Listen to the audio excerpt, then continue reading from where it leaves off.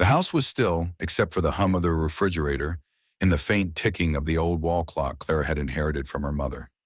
It was one of those late evenings when the air feels heavy with small, invisible thoughts, the kind that arrive when love has gone quiet. She moved slowly through the living room, gathering her husband's things like she had done for 30 years. The folded newspaper on the armchair, his half-finished cup of tea, the navy jacket slung carelessly over the sofa. She brushed a hand over the fabric and smiled faintly. Martin had always been meticulous at work, careless at home. That contradiction used to charm her. Lately, it only made her feel unseen. As she lifted the jacket to hang it on the rack, something slipped from the inside pocket, two folded slips of paper that fluttered onto the rug. Receipts. Clara bent down, intending to tuck them back without even looking. But then she noticed the header printed in crisp blue ink. Riverfront Apartments. Her eyes lingered on the words. She didn't know that name. She'd never heard Martin mention it. She glanced at the clock, 9:47 p.m. The shower was still running upstairs. Curiosity whispered louder than caution. She unfolded the receipts carefully. Rent for Unit 3B, paid 2 months in a row. A furniture delivery charge, and a cleaning service listed under recurring. Clara's pulse thudded in her ears. Rent, furniture, cleaning. Her first thought wasn't betrayal, it was confusion.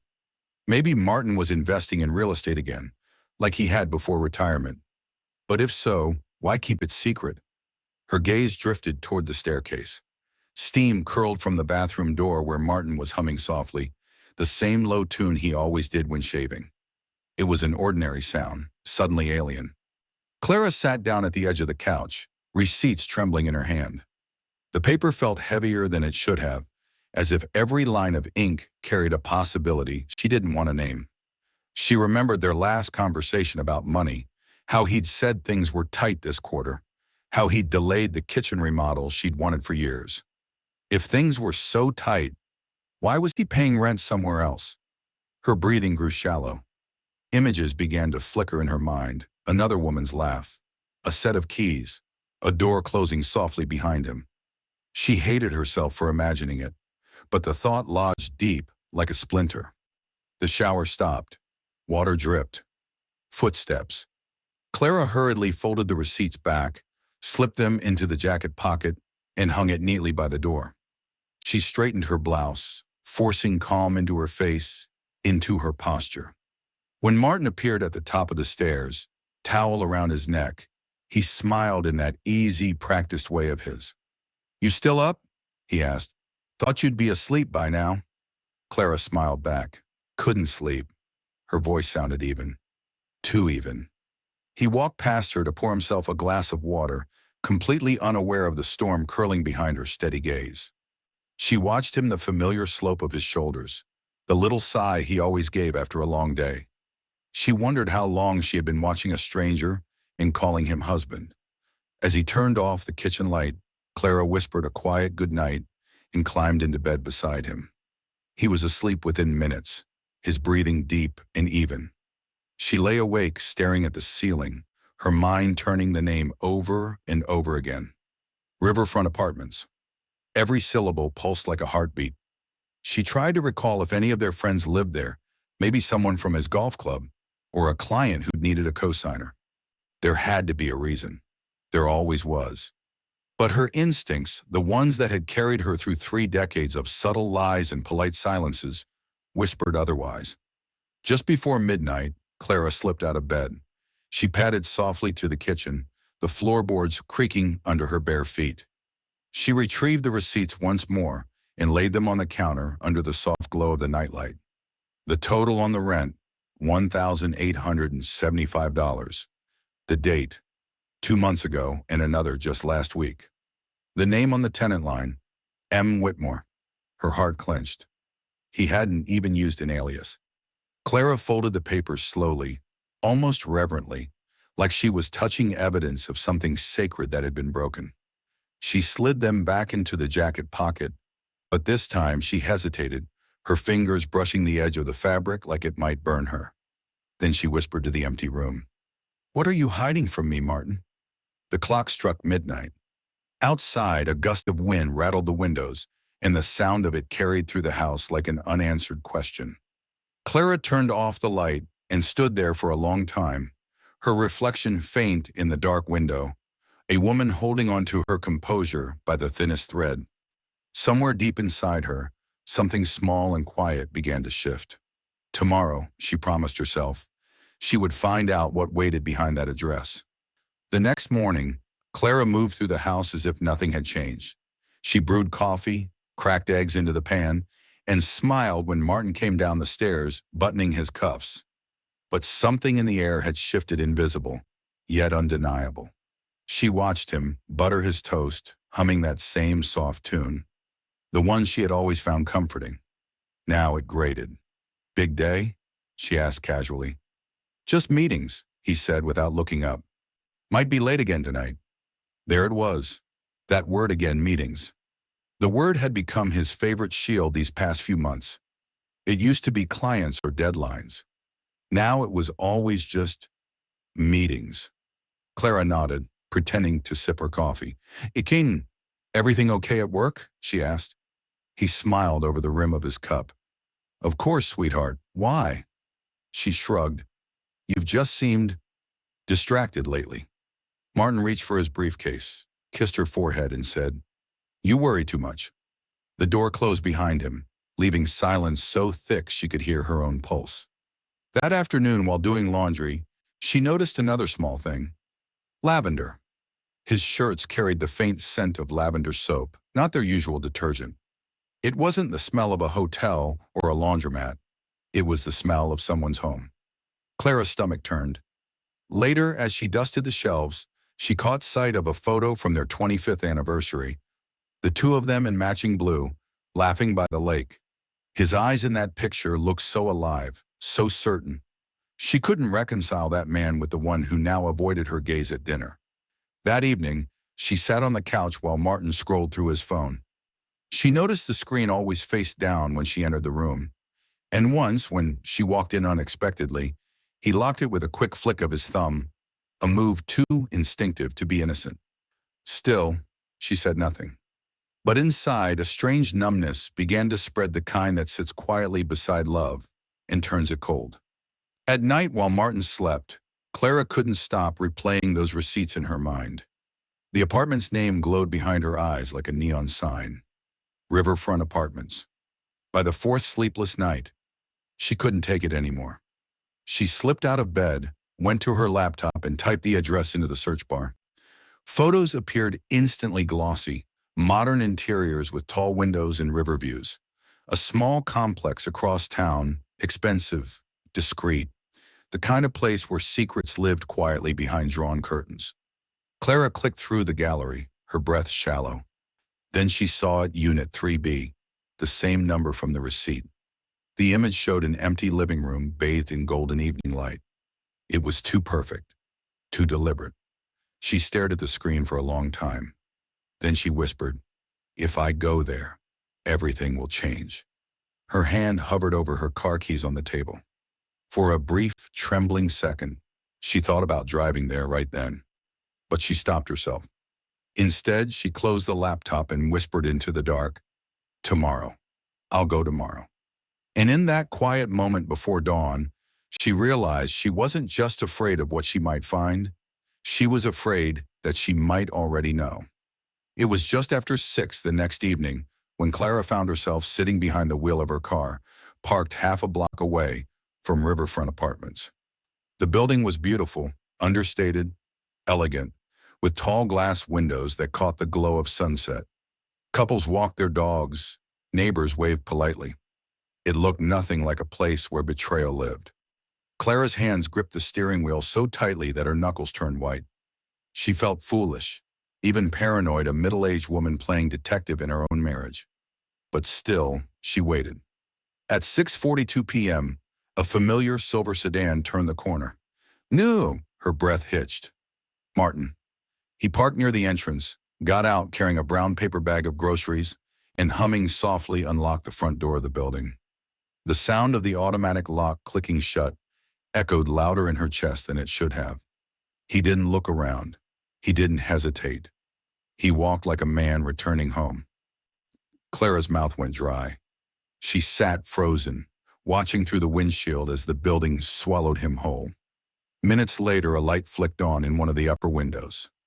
Apartment 3B. Through the thin curtain, she could see a faint silhouette moving about. Then the flicker of more light, the shape of flowers on the windowsill, a glow of candles. There was life in that apartment. Warm, comfortable life. Her mind conjured the rest. A woman laughing softly, a dinner for two, a table set with wine glasses. Tears blurred her vision, spilling before she could stop them. She had imagined what heartbreak might feel like once or twice in her youth, but she had never imagined it would arrive so quietly. Clara stayed there for nearly an hour until her breathing slowed again. Then she started the engine and drove home in silence. The radio stayed off. The sound of the rain against the windshield became her only company. Every red light felt endless. By the time she reached home, her face was pale, her hands shaking. She placed her keys on the counter and stood there, staring into the darkness of her kitchen, the same kitchen where she had once believed every word her husband said. And in that silence, a thought began to take shape. She couldn't confront him yet, not without proof. No, she needed to be sure, completely sure. That night, she climbed into bed beside him, the man who smelled faintly of lavender and rain.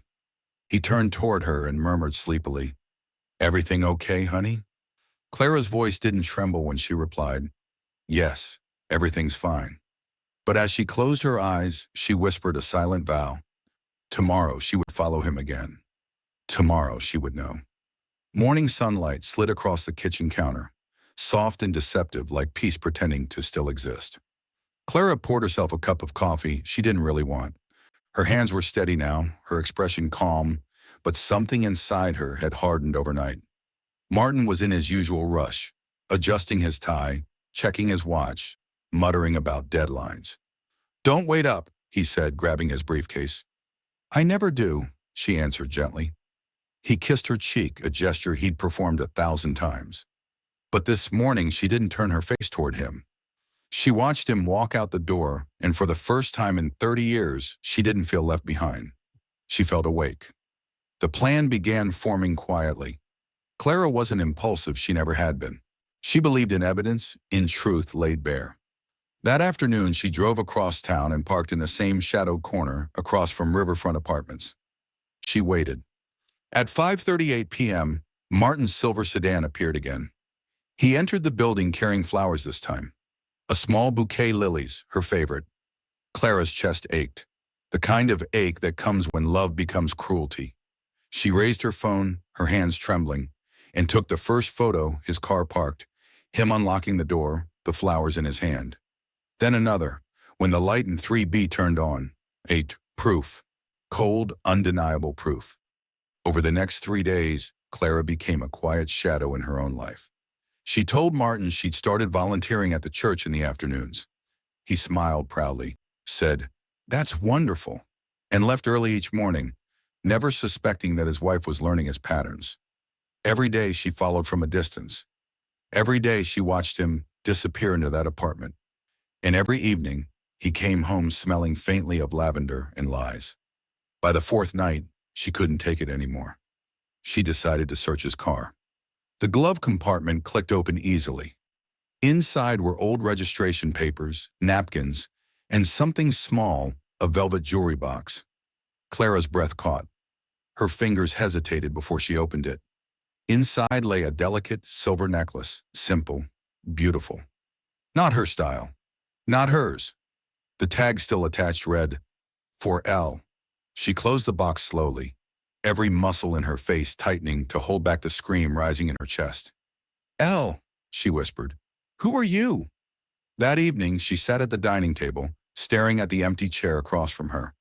Her best friend Nora called after noticing Clara had missed their usual Sunday lunch. "You sound strange," Nora said gently. Clara tried to steady her voice. "Just tired." "Don't lie to me," Nora said. "What's wrong?"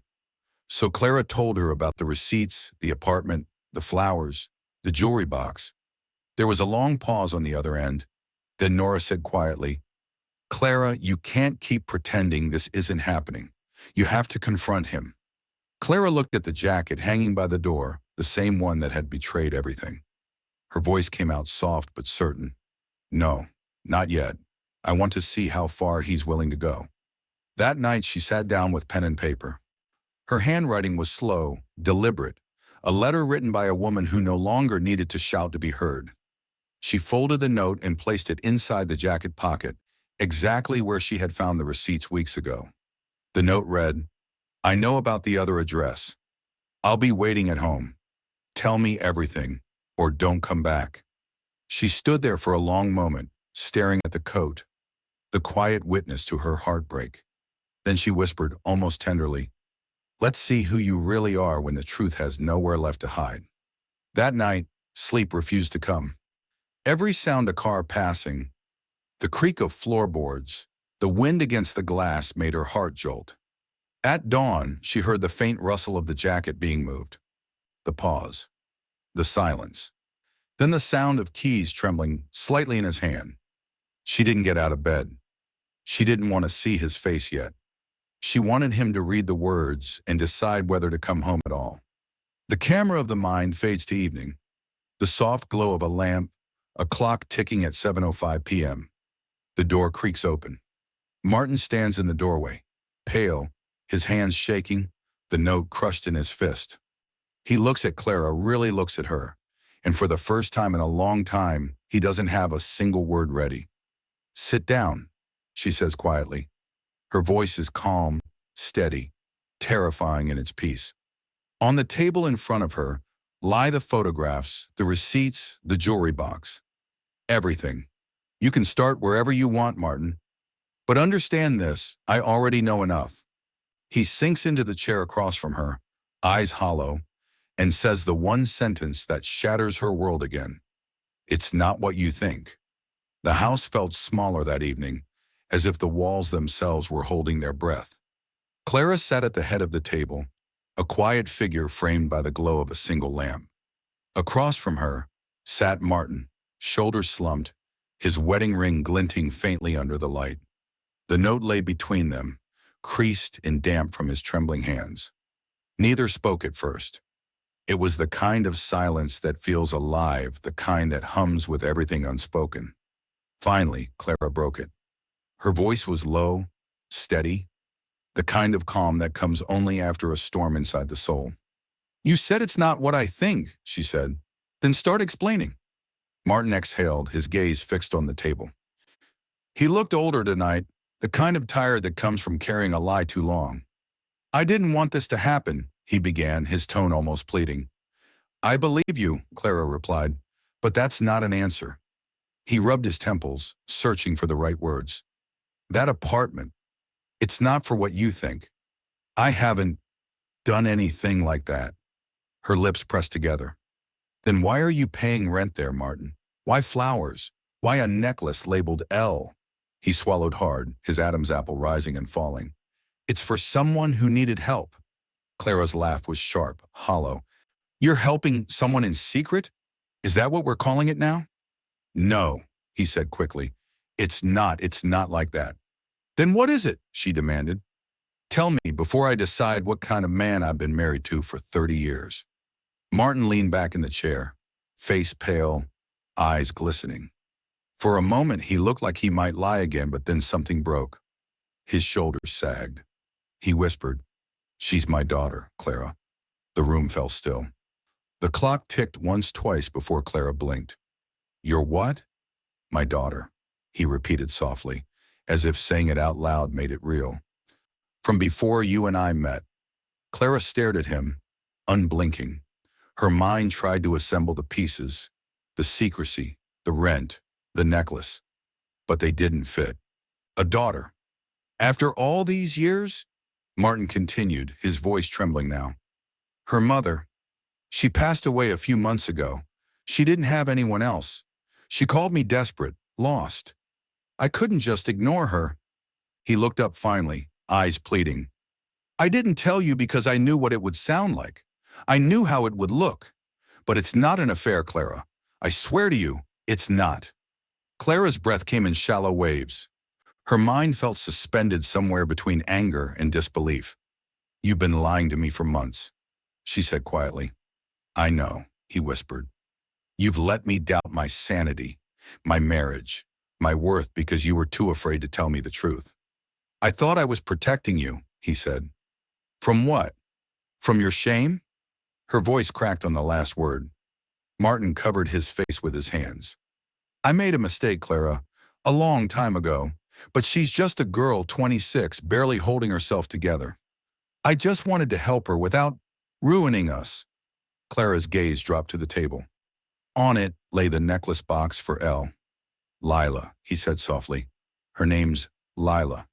Clara's eyes lifted to meet his, and for the first time, she saw the kind of pain that only truth can cause. She realized this wasn't the look of a man caught cheating. It was the look of a man drowning in his own guilt for something entirely different, a secret he should have confessed decades ago. The silence between them stretched long and thin. Finally, Clara spoke again, her voice barely above a whisper. "You had 30 years to tell me," she said, 30 years to trust me with your truth. And you chose not to." "I was afraid," he said. "Afraid of what?" "That you'd see me differently." She stood slowly, tears filling her eyes. "And now I do." She walked past him without another word, climbed the stairs, and closed the bedroom door behind her. For a long while she sat on the edge of the bed, her reflection caught in the vanity mirror, a woman who suddenly didn't recognize her own life. In the background she could hear Martin pacing downstairs, his footsteps uneven, restless. He was murmuring something she couldn't quite hear, maybe an apology, maybe just her name. But Clara didn't go back down. Because for the first time she realized the truth wasn't about another woman at all. It was about all the years of silence that had lived quietly between them and now stood revealed, like dust in the sunlight. Hours later, as the house fell quiet again, she whispered into the darkness, "He didn't betray my body. He betrayed my trust." And somehow, that hurt worse. The next morning, the house felt strangely empty, though nothing had changed. The same photos hung on the walls, the same curtains fluttered in the light breeze. But to Clara, it all looked like a museum of a life that no longer belonged to her. Martin had slept on the couch. She'd heard him toss and turn until sunrise, muttering fragments of apologies that never reached her ears. When she came downstairs, he was sitting at the table with his head in his hands, a half-empty cup of coffee gone cold beside him.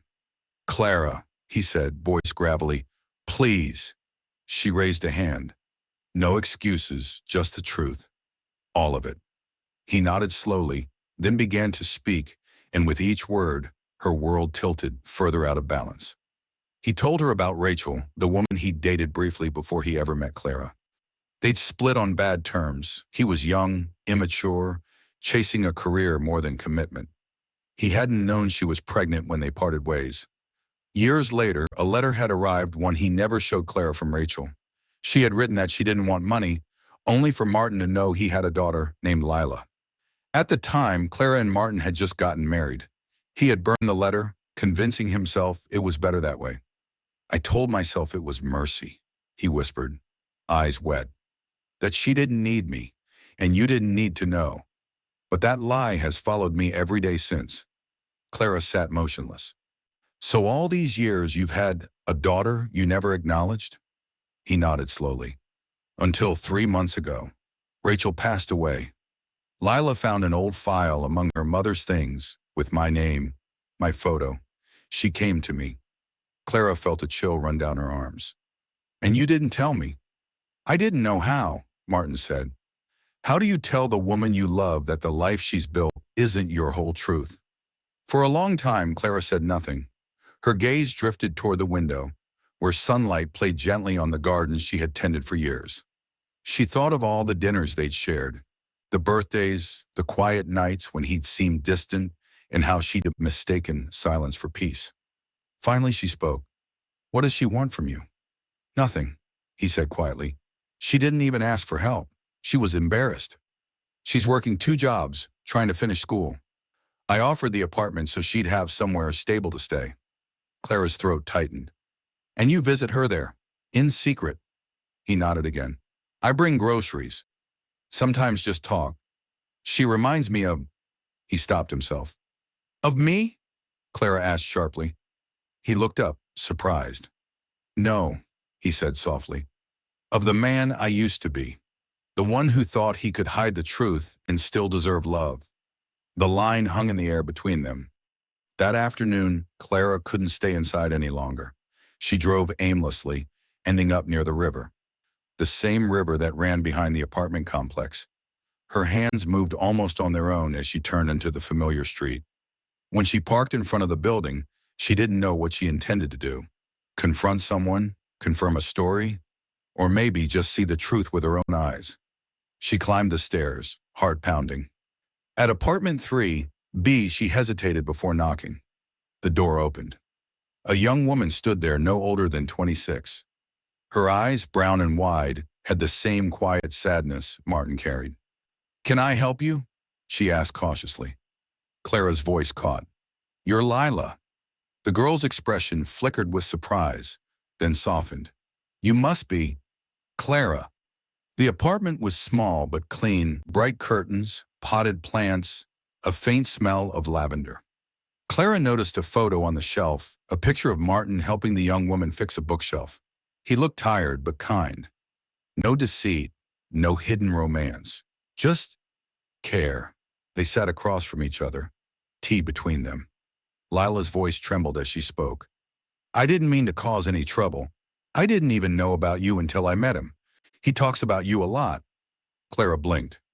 "He does?" Lila nodded. "He said you're the kindest person he's ever known, that you see things in people no one else does." For a long time, Clara couldn't speak. The bitterness inside her began to thaw, not vanish, but soften. She looked around the apartment again, the lavender soap, the flowers, the necklace on the table. All things she had misread as signs of betrayal. They were evidence of guilt, yes, but not the kind she had imagined. As she stood to leave, Lila said quietly, "I don't want to take anything from you. I just wanted to know my father before it was too late." Clara turned back, her eyes glistening. "He should have told me," she said. Lila nodded. "I know." Then Clara hesitated, and for a brief, strange moment, she saw not a rival or a secret, but a girl who'd grown up without answers. She placed a gentle hand on Lila's shoulder. "He's not perfect," Clara whispered, "but you're part of him, and maybe that means I need to know you too." As Clara walked down the hallway, her heart felt heavier, but clearer. The truth hadn't destroyed her. It had simply rewritten the stories she thought she knew. In the soft echo of her footsteps, she whispered to herself, "He didn't cheat with another woman. He cheated me out of the truth." 2 weeks passed before Clara allowed herself to breathe again. The house had grown silent, not from anger, but from exhaustion. The kind of quiet that settles after the storm has already taken what it came for. Martin moved through the days with a humility she'd never seen before. No defenses, no excuses. Just a man learning how to live with his own truth. Every morning he made her tea. Every evening he sat across from her in the living room, saying little, never pushing, waiting for permission to exist beside her again. Sometimes that silence between them hurt more than any argument could have. One afternoon, Clara returned to Riverfront Apartments. She hadn't told Martin she was going. Maybe she didn't even know why she was going herself. When Lila opened the door, surprise flickered across her face, then a warm, tentative smile. "Hi," Clara said softly. "I brought something." In her hands was a small box.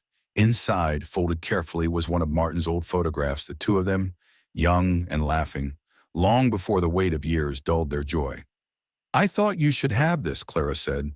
"It's who he was, who he still can be, if he lets himself."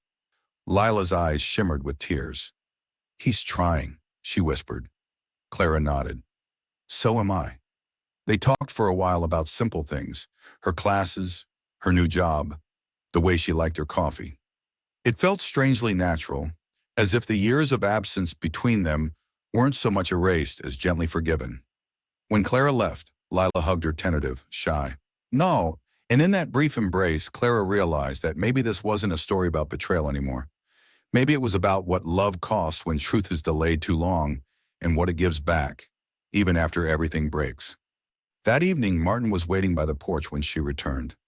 The setting sun spilled over him, soft and unguarded. "You went to see her," he said quietly. It wasn't a question.